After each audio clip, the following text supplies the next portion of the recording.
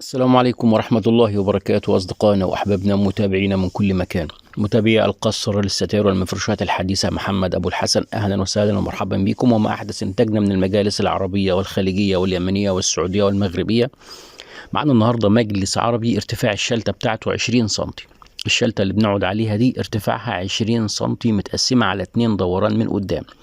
الشلتة دي قطعة سفنجة واحدة، ما همش قطعتين اتنين فوق بعض زي ما بعض الناس بتتخيل ان هما شلتتين او قطعتين سفنج فوق بعض. لا، هما قطعة سفنج واحدة. الشلتة دي قطعة سفنج واحدة، واحنا مقسمينها في المصنع على 2 دوران من قدام.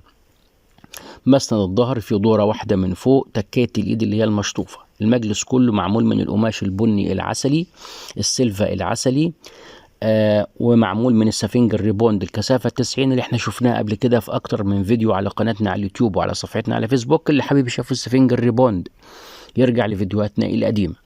بالنسبة للتفاصيل والأسعار أنا سايب رقم تليفون وسايب رقم واتساب. اللي حابب يستفسر عن حاجة يبعت لي رسالة على الواتساب أو اتصل تليفونيا، هقول له على كل حاجة بالتفصيل.